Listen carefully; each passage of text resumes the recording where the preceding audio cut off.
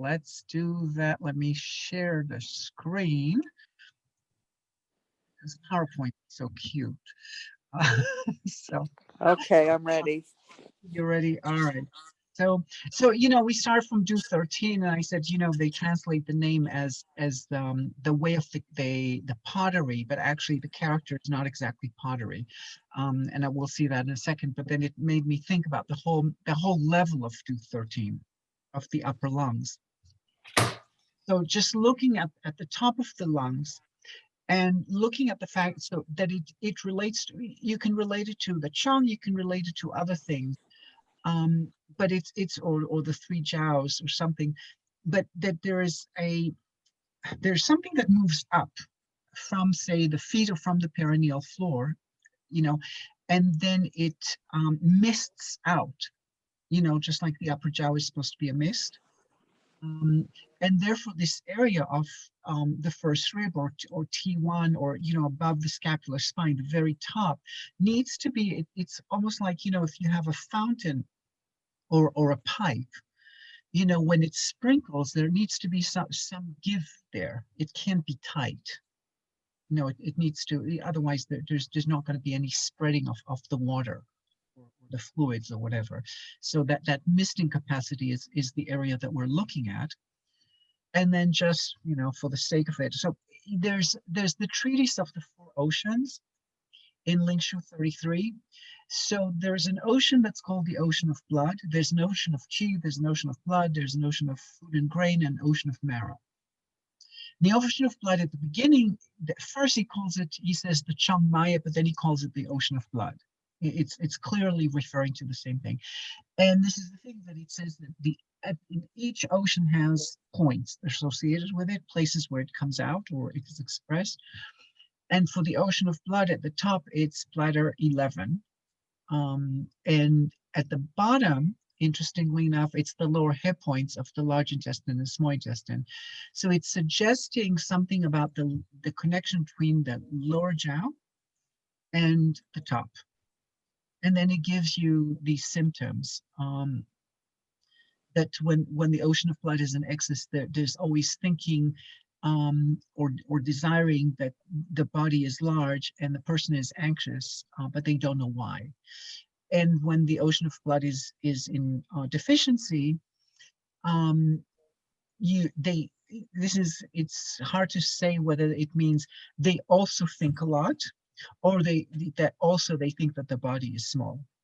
But again, they're narrow-minded, so either way, there's anxiety involved. And again, they don't know what they know something's wrong, but they don't know why, kind of thing. And so you have two characters. Chong is expressed in different characters, but they're, in points. That supposedly they're equivalent, these two ways of expressing Chong. But the Chong channel is expressed as the top one. The one that charges with seriousness, moves with seriousness. The other way means to rinse, okay, or to flush. And the actual chunk, so this is interesting to me also, there's a connection between the above and the below. The ones with Chong, like the channel Chong, are at the top. They're in the head, or they're at the tips of the fingers, which are kind of, again, if you look at the fingers as the most young in a way, if the arms are up. So this is like where the fountain is spreading out. Whereas all the ones that have the rinse, with the exception of heart 9, which is obviously a weird point, have the rinsing kind of thing. So that now you have the feet with liver 3 and stomach 41, and you have the growing, spleen 12 and stomach 30. And heart 9, it's hard. Obviously, the name itself, the name of liver 3 is the big Chong, and the name of heart 9 is the small Chong, or lesser Chong rather. And so I don't, and all these arguments about whether the heart channel is an original channel or not, so yes, heart 9 is definitely an interesting exception here. I'm not sure what's going on there. And then the other thing that's interesting is that because we're talking about the very top of the back and the very top of the chest, and it's defined by a pillar in a way, because at the top you have the bladder 10 is called the heavenly pillar, and do 12 is called the pillar of the body. So between two pillars, you have the neck, but you also have the very top of the back. And on the same, in the Lingshu, same chapter on the oceans, it says that Ren 17, or the center of the chest, serves as the chi ocean, and its points are above, up and down the pillar bone, which I'm going to assume means the neck, simply because there's pillars above and below. It's hard to know what the pillar bone really is. And in the front, it comes out at stomach 9. So that's just, basic, I guess theoretical. And then I'm looking at the points, and we really started with do 13. So on the back we have, so do 13, and the reason why I said it, because we started with that because I said do 13 for me has to do with circulation, like microcirculation, making the circulation smooth. And this area is different. This is kind of spreading out circulation. It's not initiating it as it would from stomach 30, or when we're looking at the outer bladder line on the inner border of the scapula, which is the actual pumping of the heart and the lungs. This is not encouraging that. This is encouraging microcirculation. So this character, so Tao Dao, Dao means path, like the Dao De Jing, whatever. And the first character, the Tao, is happy. Or you can say it's a pleasing pottery, but it's meant to suggest it makes you happy. The part on the right side is an oven, a kiln, in which you burn pottery. But when you add the hill part on the left, it becomes happy. So, Andy Ellis translates it as a kiln or a pottery, and I don't think that's quite correct. But so I'm just thinking, as a happy path, it makes sense. It makes the smoothness, the circulation happy sort of thing. And you can tell very clearly with people who, for example, have what's the disorder when they have freezing hands? Reynolds. Reynolds, right? Yeah. If if you warm up this area, their hands get warm usually. So it definitely, suggests that it encourages microcirculation and circulation moving outwards, spreading. And then you have the bladder 11, which is part of the Chong in a sense. And here what you have is it's called the great loom, or people translate it as the great shuttle, but it's really a shuttle of a loom. It's that pole on a loom that makes the weaving that you move in order to weave. So again, you're seeing the idea of small movements. There's the idea of this is an area that's about movement. Okay? And then gallbladder 21 is the shoulder well, and this is a well just like the Jing well points. And often, especially Jeffrey promotes gallbladder 21 as the point that opens up the Jing well points of the hand. And practically speaking, there is it does come true often enough. So again, it's the ability to reach out, to sort of penetrate, and kind of like the herb Hishin, it penetrates everywhere. This is what this area does. Now, obviously, gallbladder 21 is not on the level of T1. It's a little bit higher, but generally it's there. And then at T2, we have the wind gate, bladder 12. There's no dew point at T2. And you have Sanjiao 15, Tian Liao, the heavenly Liao. Now, this is one of these aviisms where I know they translate Liao as a bone hole. The left part of the character is definitely bone, but the right part of the character basically means something like swishing, like the noise that gets made when you blow into a conch or something. It has the feathers and in the character and stuff. So it suggests something that gets emphasized, like, whew, like swishing through. So it's Sanjiao 15 is meant to be the place that emphasizes nature or heaven's influences in us. And by the way, Liao is probably, I would have to count, but I think that Liao, the character Liao is the most common character of any point name, that there's more Liaos in the body than anything else. So that's an interesting phenomenon. And by the way, Sanjiao 15 itself is not in a bone hole. Small intestine 13 is next to it, and that doesn't have the same, it's different, doesn't have a Liao in it, etc. And then further out, you have Bing Feng, this famous grasping the wind. So again, at level of T2, there is this idea of wind, of movement. Okay, again, not so much the movement of the circulation, the pumping of the heart in the lungs, but this sort of more maybe fluff, slightly milder movement. And then below now you're getting into like the more solid movements, let's say, or stability. So you have to do 12, the pillar of the body, and above the neck you'll have bladder 10, the heavenly pillar.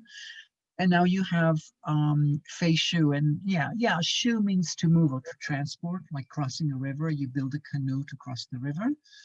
But all the shu points are named that, so it doesn't, it's not unique to this. And then the other thing is you have Small Intestine 11, which is the heavenly ancestor. Zong is in Zongji. And, so you can make some sort of argument for movement with the fact that it's heaven. But, by the time we get to T3, that theme of small microcirculation is done. Okay. And then in the front, we have a similar situation. You have, so if in a center, you have Ren 22. And again, these are not exactly on the same level, but sort of on the level of the first rib above, below kind of thing.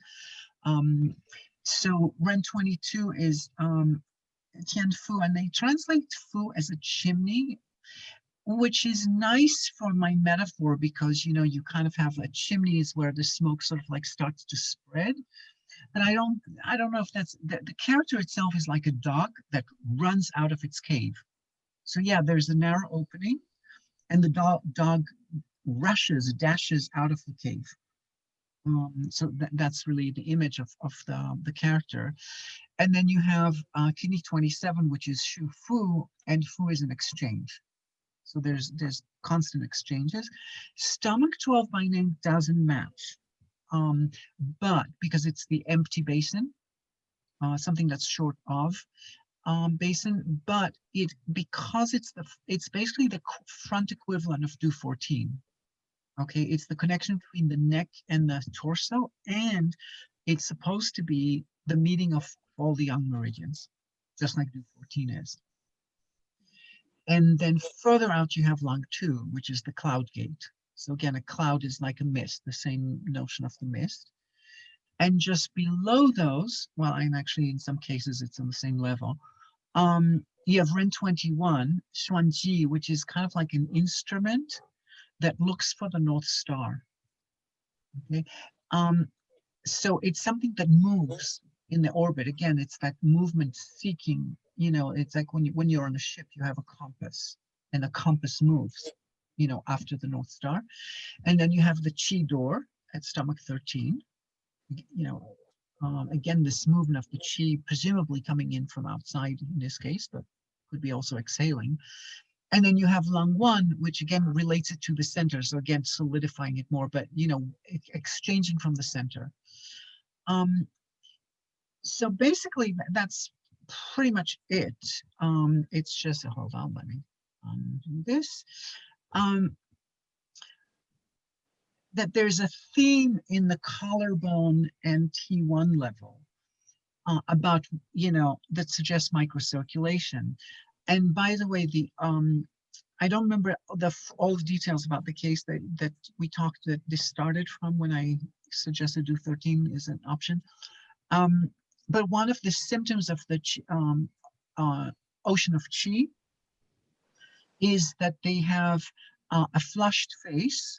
They'll have a restless breath, and a flushed face, whereas if it's in deficiency, they'll have difficulty breathing and difficulty, and there won't be enough chi to speak.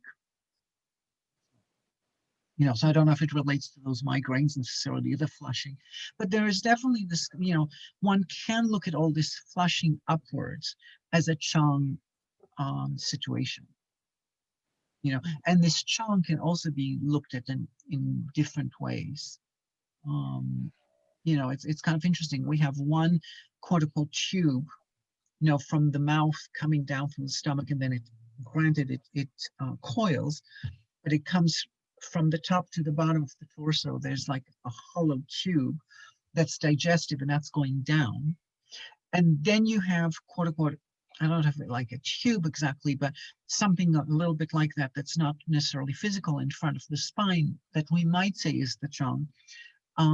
That is that steaming up of the essences towards the upper jaw to be misted. You know, which I guess in the Indian traditions will be more like the chakra system. But we do have an up and down, which is why there's this, well, I don't know if that's why, but you know, it seems to correspond to the stomach going down and the spleen going up. The spleen sort of like raising the young, that the you know, yes, the food goes down, but something has to go up. So anyway, so that's kind of like, because I said, you know, I was saying, oh yeah, the name of Do 13 is translated wrong, and I think it has to do with circulation. That's how it started, this whole, all these slides. So yes, that was it, mostly theoretical. Yeah, that was interesting. Thank you. Actually, Abby, yes. I Camille? Yes, I think that's absolutely brilliant. And it's a perspective I've never heard before. And I don't want to speak for Mary Jo, but I'd be very interested in having you go through the points that you think are significant in a methodical way. You know, I mean, we wouldn't have to do a year-long acupuncture course. We don't have to make it the whole thing. But if you were to go meridian by meridian and pick out what you thought was significant, I would really welcome hearing more like this. Okay, I'll try. I'll say two things about that. I do have like a series on YouTube. Oh, you do already? Yeah, it's okay. A little different. It's called that's what it's called. Yes, The Wind Cannot Be Grasped. Yeah, I'm a little naughty. Well, you know, I actually, what I did there, I literally took all 300. I can't remember if there's 361 or 365 points. Somehow I think we keep saying there's 365, but I don't believe that's true. But whatever, I literally went through each channel and did my best trying to analyze the name, and some of them I couldn't find a damn thing to say about. Well, and that's what I'm acknowledging is that there are some points that we don't have anything to say about, you know. Local point, you know. Yeah, well, no, but you see, okay, let's do an experiment for a second, because you know, well, actually, hold on, I had another joke. So the problem is, a lot of points, first of all, we can't relate to everything that someone made up. You know, some people said, okay, here are the points, and you know, maybe they had a committee and they came to some realization and whatever, and how they arrived at all of this, we don't fully know. We're guessing some of this. You know, they were good meditators, and also a lot of this came from other fields. It came from astronomy, it came from meditation, it came, you know, it didn't, the meridian system is not necessarily meant just for acupuncture. We're kind of borrowing the system and enlarging it. Granted, we are the biggest users, but I don't think we're the ones who started it out. Certainly not you and I. It was happened, our ancestors in China sort of did. But I think part of the problem is, how do you know that someone didn't sit there and say, look, my mistress's name is such and such, and I want her name on this point. Like, like, and everybody goes, well, fuck, have the damn point. I don't give a shit. It doesn't really matter. I mean, we just we have no idea how this, and who pulls what strings, to get Sure, the it's name there. very political. Yeah. Yeah, it's like just like it would be now if we all got together and decided on things like that. So I think that it's natural that there will be there's bound to be points that are of a lesser nature, or usefulness, or whatever, Mhm. and also by name that it doesn't quite reflect the brilliance of connections in the body, and some do. But anyway, so in this series, and I actually have one for each channel, I have like 3 or 4 videos like explaining some general Super. things, and then one for each channel. The beginning channels, the lung and the large intestines, are not as good, I will admit, because I did them first. And then it kind of got a little bit better with the Okay. channels.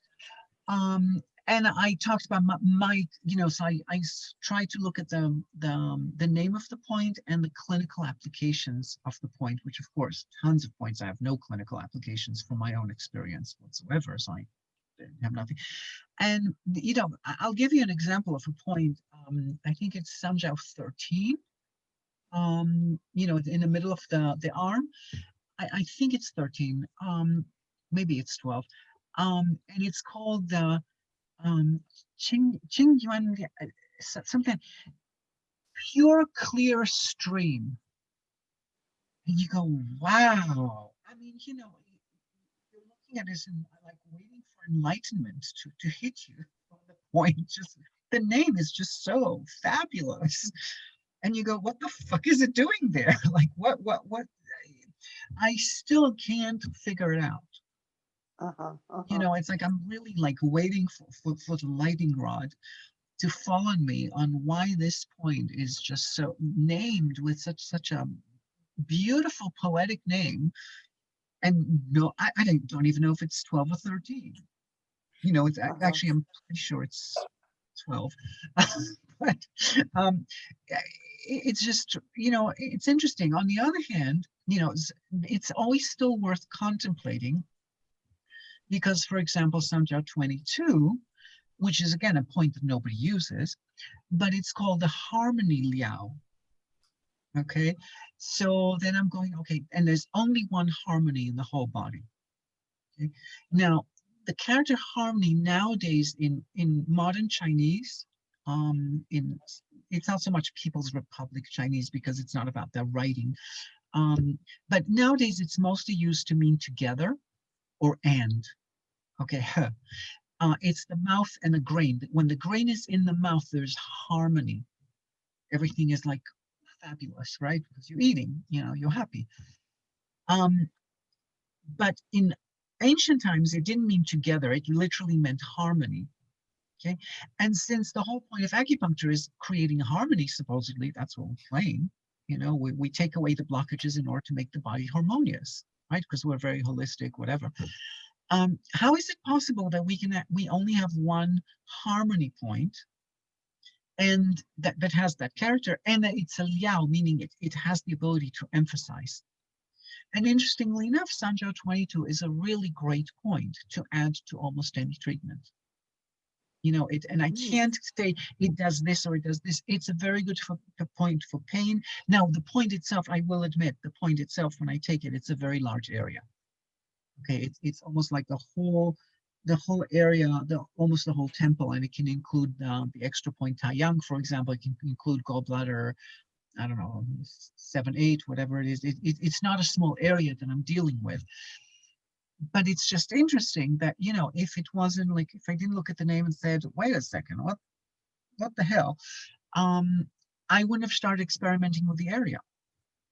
So I think it's always worth kind of looking at like, what's going on with these names, because there might be a message there.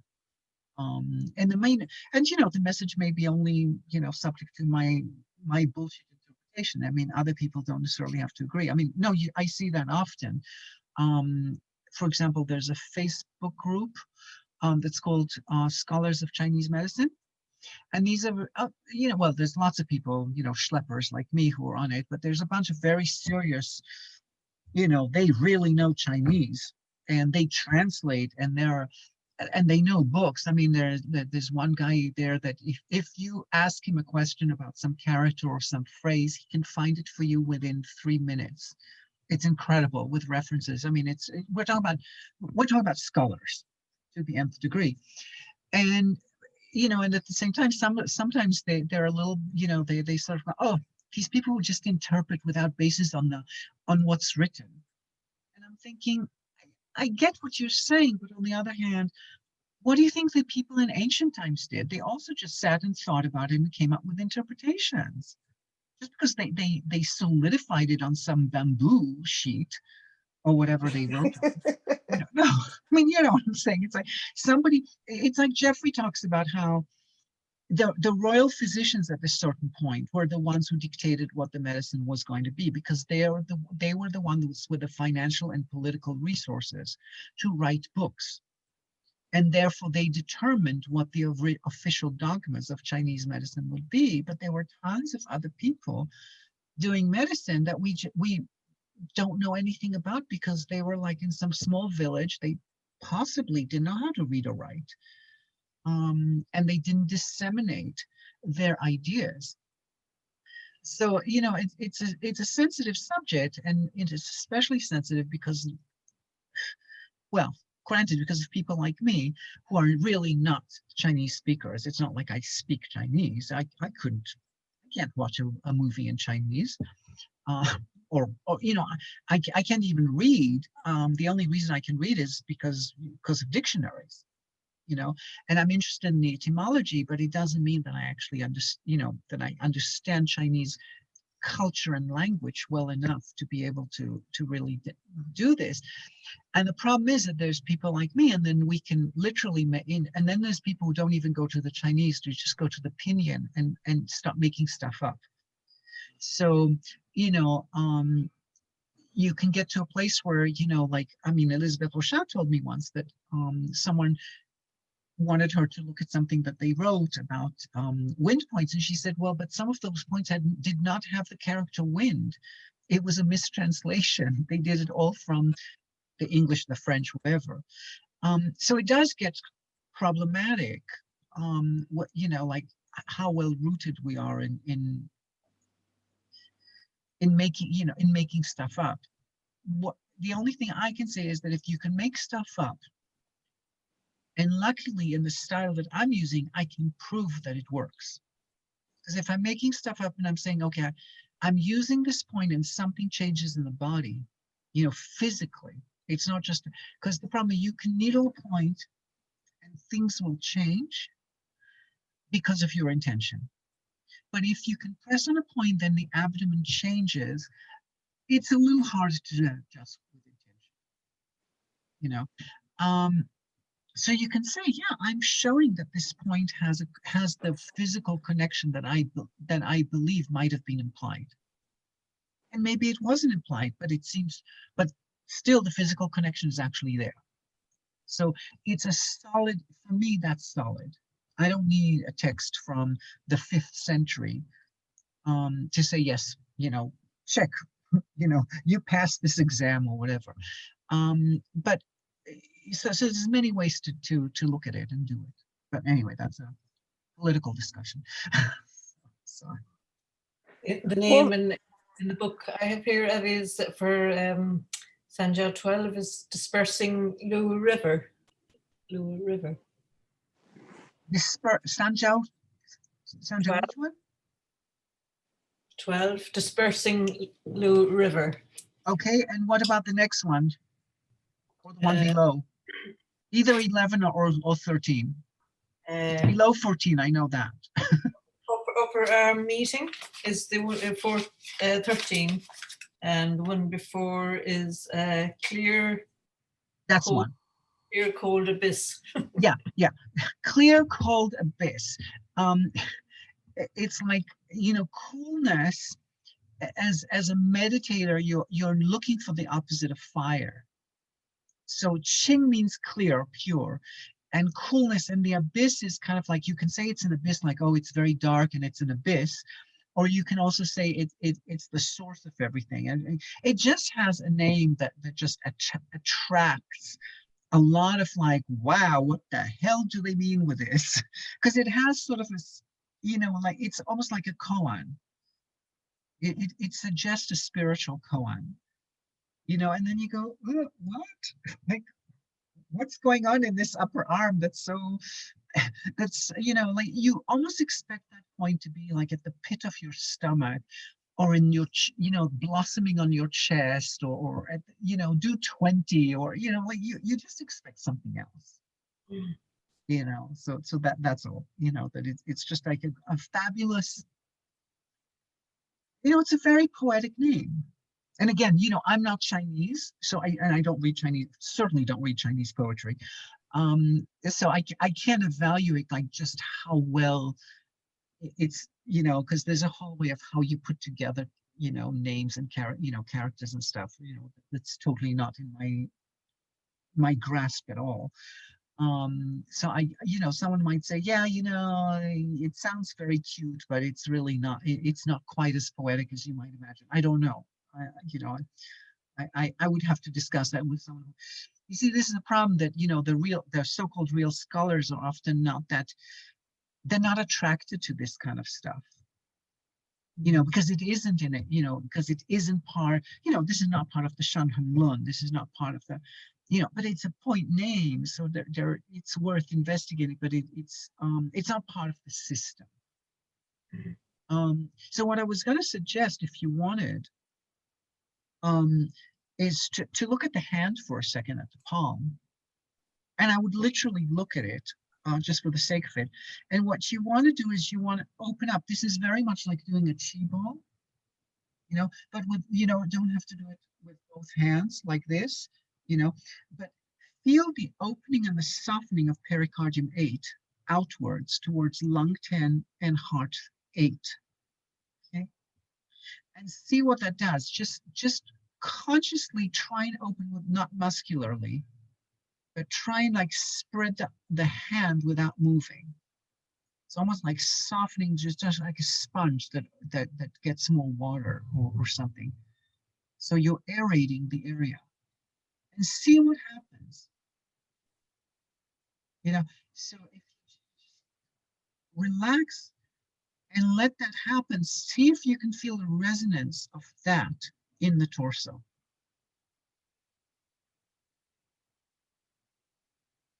If you do, you do, and if you don't, you don't. I mean, sometimes it takes a while, because sometimes we're latching onto words and we can't, we're trying.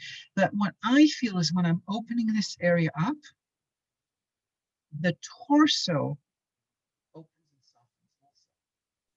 There's a resonance. So, that's why, pericardium 8, now I'm making stuff up. Pericardium 8 is called Lao Gong, okay? The work palace. Okay, I'm like, you're working the chi, okay, and then as you spread it out towards, so, and lung 10 is called UG, the fish border. The fish doesn't have, the fish don't close their eyes. Okay, so for example, there are these wooden, teeny little drums, wooden drums, that you use in ceremonies, or monks will, if a monk travels alone, he might use that. It's a little bit like a bell, and what they do is they bang on it to keep themselves awake and chanting. It keeps the rhythm of the chanting, because if you're chanting, but you want to be in rhythm, so it keeps the rhythm. It keeps you awake. Lung 10, you know that if you press lung 10 and enlarge this before, it kind of zings you up.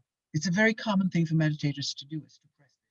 So lung 10 keeps you awake, or brings you back to concentration, as opposed to drifting off.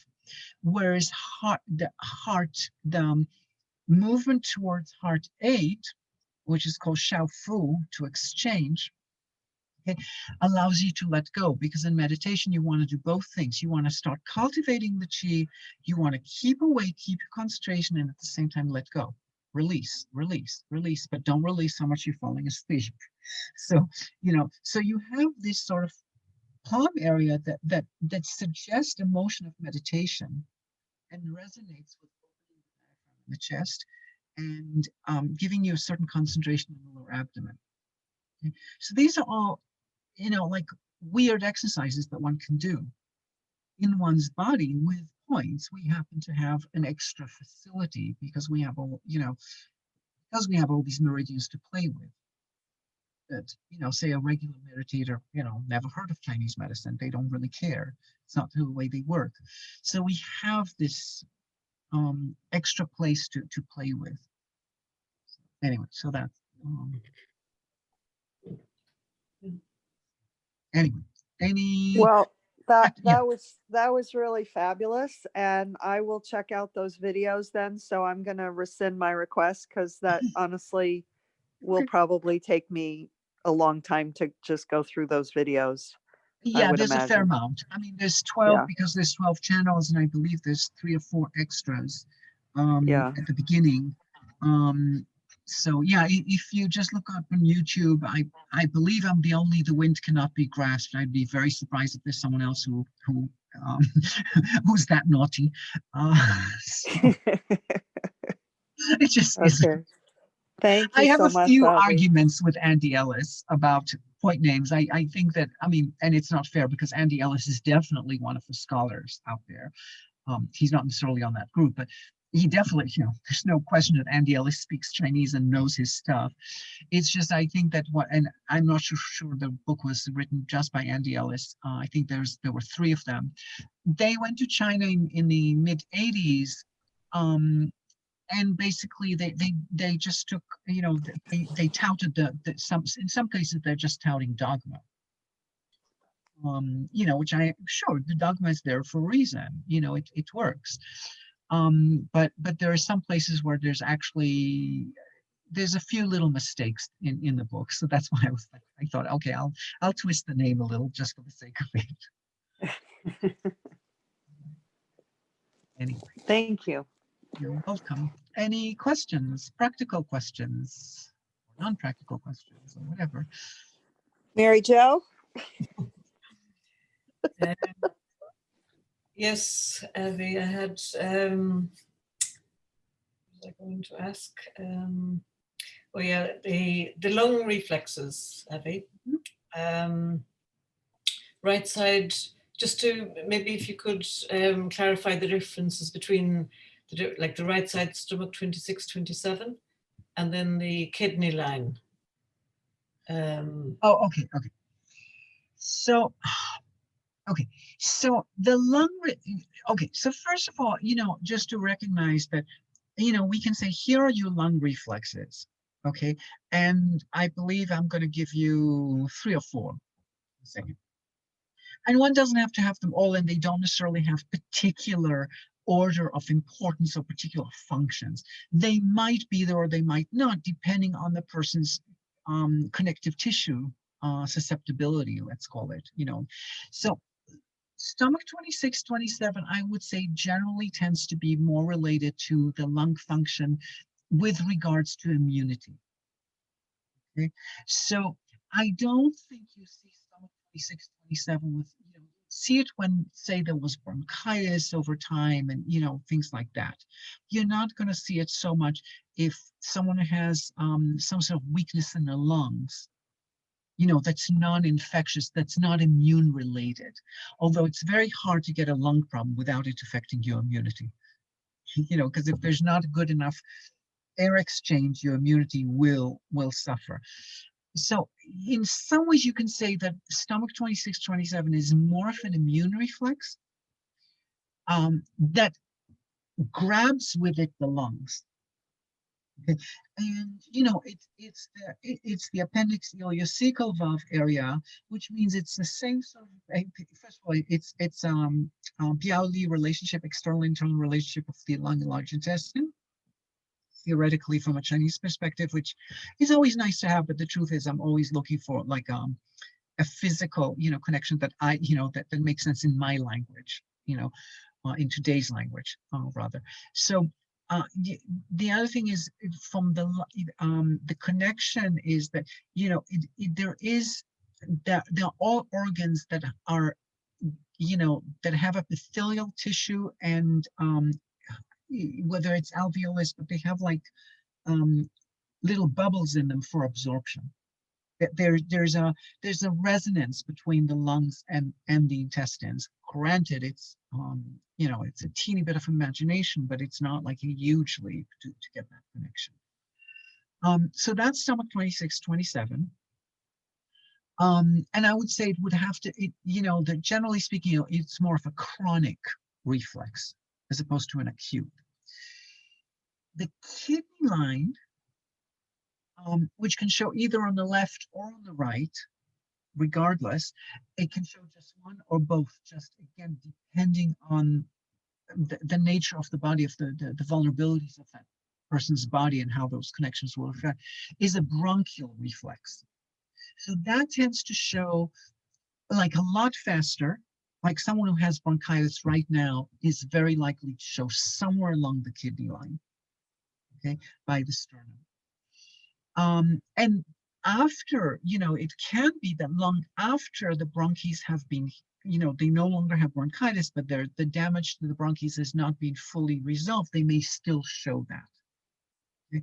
But that's, you know, so they can still show that chronically, but it's more, you know, it shows more clearly, or when there is an acute condition, to look for stomach 26, you know, would be, it's not a waste of time because they may have a chronic issue also that shows in stomach 26, but what you're looking for probably is more here. And then lung 1, really, lung 1, lung 2 really shows more the pleura because it's further out. You know, the bronchies are here, and most people's issues, if they're not chronic, are going to show here. Once it gets very chronic and starts affecting the pleura, it's going to spread out to lung 1. But lung 1, even with all due respect to it being the moo point of the lungs, is not a great reflex for lungs when it comes to, you know, acute conditions or even bronchial conditions that are chronic. Okay, it really reflects that once it's penetrating into that, more like the pleura. Okay? And then on the back, you have bladder 13, UB42, as well as further down. It can be the whole range from T2 to T4-5 even.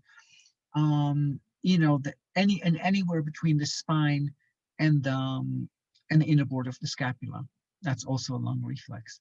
Now, on top of that, it's depending on the kind. You can have problems in around stomach 11, 12, the scalenes, because they're breathing muscles. Okay, it can, because people are, you know, it's hard for them to breathe. They're gonna suck this up. Now, the interesting thing is that while, you know, it's like, it's very common to tell people, oh, you're not breathing deeply enough. You're breathing at the top of the lungs. That's usually not really what's happening. Usually what's happening is they're breathing in their scalenes. That top of the lung that we talked about before, that we want it to be soft and open and pliable, that actually doesn't move on most people. The part of the lung that moves is, you know, on most people is below T2, the second rib, down to say the fifth rib. They tend not to move anywhere below the fifth rib, but they also don't, the collarbone doesn't really expand. It's the scalenes that are pulling it up. They're breathing with their scalenes. Okay? So it's very common to see in lung problems that have difficulty breathing, wheezing, stuff like that, that the scalenes will show, as well as C3, C4, as the phrenic nerve comes from there. So those are your lung reflexes. Okay. And do you normally check lung 10? If there's a clear lung issue, I will check lung 10, and I don't take it on the border of the red and white. I take it behind large intestine 10. Otherwise, this one is useless. The reason I don't check it so much, there's a limited number of points on the lung channel, and my big points are generally lung 5 and or lung 8. So I'm already in the middle water. So what's that lung 10 thing gonna give me? Okay. You know what I'm saying? So it's a little less important, even though it shows a lot. A lot of people have lung 10. This is not an obscure finding, like say, what is it? Sanjiao 6 would be a pretty obscure finding for a 5-point. Okay, that's not. I don't see that a lot. You know, but even large intestine 5 or small intestine 4, small intestine 5, those are 5 points also, and they're not that common. You know, lung 10 is definitely common. You know, just like kidney 2 is very common. Kidney, lung, and pericardium are the three most, the top 5 points that you will find. You know, yes, you find liver 2 on a certain number of, you know, and then when you're going to stomach 41, it's less, you know, there's less and less as you move on. So yeah, lung, you can use lung 10. I would not necessarily automatically call it a lung reflex. Okay. It suggests something on the lung channel, but again, just like you saw, it has more implications than just the lungs itself, because it's also the dexterity of the hand is not revolving but involving lung 10 too. So it could be something slightly different than just lungs. Mhm. And did you said, I think before, Abby, that you don't really distinguish between lung 8 and lung 9. Is it lung 9? That you kind of just go that area? Oh, okay. No, Or it's lung 7, is it? lung Yeah. 7 and 8 for me are basically, I'm calling them the same point. I mean, it's supposed to be have some difference, and I don't, even though lung 7 is called out of sequence, that is the name. So the interpretation is that it should be out of sequence, out of the sequence of the channel, that it should jug out. You know, the Chinese method. The Japanese method, it takes it still in line in spite of it.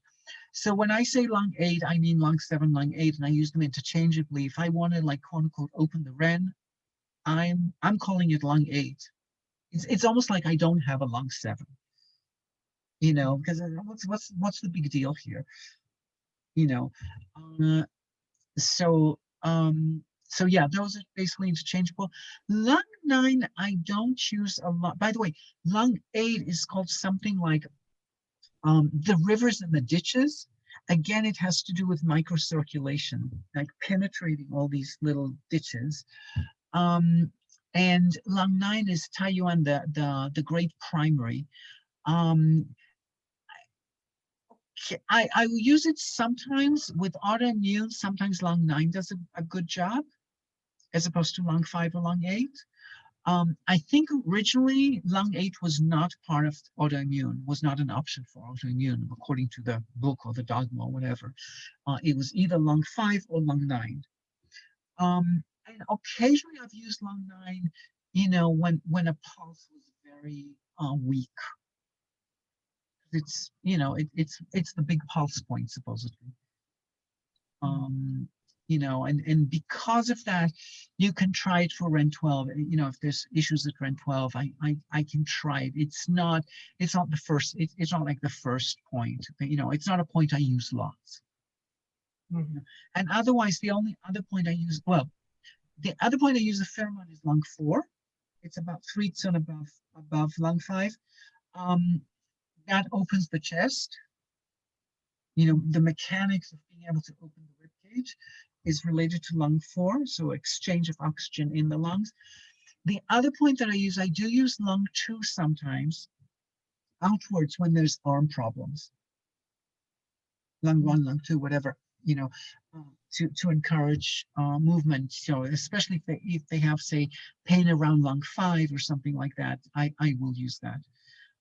Otherwise, the rest of the lung points, lung 10 itself, you can, you know, sometimes I use with direct moxa for UB50, UB2352 area pain.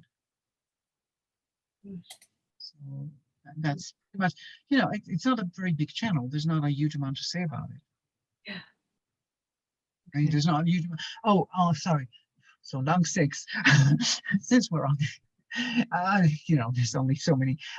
So lung 6, which I again take 3 fingers below lung 5, you know, rather than the 5 tsun below. On the left side is a supporting point for hemorrhoids with direct moxa. I wouldn't say this is my biggest point for hemorrhoids. It does something. You know, I'm not discounting it, but it's really not the best. You know, this is not the trump card for hemorrhoids. The trump cards for hemorrhoids is L5 and UB35. It's a lot more local. Yeah. You know, Okay. sometimes And the 27. lung 10 moxa treats the lower back. Kidney. Yeah, it treats the kidney. You know, it's this connection of metal and water, so to speak. Right. Okay, yeah. So that would be good for somebody like that has you know, that kind of ache in the back, you know, like an immune reflex. No, not so much for the immune. Okay, so the immune is just above, is across the iliac crest and just above it. Lung 10 is literally waist, meaning the dip in the waist, the kidney shoe line, which is a good it's a good 2 vertebrae above it. I mean, you know, it's not always that, you know, depending on how long the waist is, it can be very, very close, but it's different. And it's a different kind of tissue. It's a different sense of the muscle.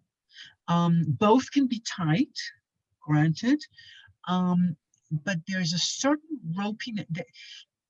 The muscle, the iliac crest is muscle that's attached. It's the way it's attached to the bone. All the immune tissues, well, I don't know if all, but in a fair amount of immune tissues are attaching to the bone, just like the immune point. You know, it's the way the muscle attaches to the bone. It's the under the scapular spine, which is an attachment of the tissue to the bone. And the same thing with the iliac crest. It's something to do with the way a muscle or the connective tissue is adhering to the bone and creating some sort of I'll call it dysresonance because I don't have another word for it. Mm-hmm. You know, that for me makes that tissue immune tissue, or in those cases that's what I'm looking for. I'm looking for some sort of weird grainy, ropey phenomenon. Whereas on kidney 23, I'm looking for like straight out tightness. There's no bone there to begin with. You know, I'm looking for straight tightness in the muscle or terrible softness in a muscle. Mm-hmm. You know, you're not likely to get terrible softness on the iliac crest. Mm-hmm. Yeah. You said kidney 23 and then pointed to your back. Did you mean UB23, I assume? UB23. Okay. Yeah. Just Sure, 23. verifying. Yes, absolutely. Yeah. And you're going kind of just under the iliac crest, Abby, is it, when you're needling? Just I generally, okay, wait. Needling that area is not so much for immunity, although I guess you could. Needling that area is like an extension of the sacroiliac ligaments. If you're getting mileage out of the sacroiliac ligaments for the spine, for structural issues, and you want to like milk it, get more out of it, you can go under the iliac crest and needle up and slightly towards the spine to emphasize the sacroiliac ligaments. okay. You know, they're helpers of the sacroiliac ligaments. So yes, but I don't recall ever doing that for immune. I might have, I mean, because, you know, sometimes you're going, oh, okay, immune, more immune. Fuck it, do this. You know, but it's not my automatic, it's not like my first, oh yeah, this is immune tissue more in terms of reflex for me rather than treatment. When I treat that, I treat it for structurally. When I treat above it, like the dimple above the iliac crest, 2 purposes, and I needle it down and out towards the leg. One is as a blood supply to the leg. And so the point is called the lumbar eye, Yao Yan. Yao Yan. And, Yao Yan Shu or something. And sometimes I needle it to resolve. Okay, then, so actually, no, you're actually right. It is for immune. I above the iliac crest, at that dimple in the iliac crest, I needle downwards to resolve the rhomboids, the inner border of the scapula, between the inner border of the scapula and the spine. That is a decent point to do that. Okay. And then I usually add small intestine 11, 9, 10. Yeah, great. Yeah. Okay, so yeah, there is an immune factor, in a sense, in the iliac crest in terms of treating, but most of the immune factor there for me is as a reflection. Most of its usefulness is that I use it as as a reflex. Great, thank you. Anything else? So that's All right. All right, Camille, Thank you so much, Avi. you're most And welcome. thank you, Mary Jo. Thank you, everyone. Have a great Thanksgiving. Oh, yes. Happy Thanksgiving.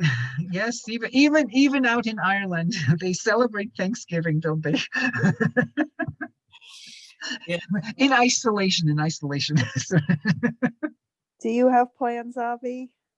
No, I have absolutely no plans, which is just fine, Yeah. especially considering that this year it's supposed to be, I mean, not being American, Thanksgiving is a little bit like going to, crashing on someone's Christmas dinner or something. It makes no sense, Oh, No, it's actually my favorite holiday, because I think it's, of all the American holidays, I think it's the best reason to have one, which is gratitude. yeah, no, I like that idea, Yeah. of finding, you know finding gratitude, and looking at what makes me spacious, as Yeah. opposed to I hate this is fucked up, of which we have plenty this year. So it will definitely be an interesting challenge. No, it's just that if you're not American, it's a little bit like, for a non-Jew to go to a Passover Seder is like Uh-huh. fun once, but it's like if you grow up with it, you grew up going to your family, and this is the family get together. Uh-huh. That's what Thanksgiving generally is, isn't it? That's what I understand. So no, it's like the great occasion to have a big meal together, and whatever, play board games, I don't know, watch football. I don't know what people do, but if that's not your tradition, if you didn't grow up with it, it's like what is going on here? And why are Mm. they eating pumpkin pie? There's so many more interesting dishes. I don't know. Well, have a good week, Avi. You too, and we'll talk next Monday. All right. Thank All you. right. Thank All you right. both. Thank you. Bye. Bye.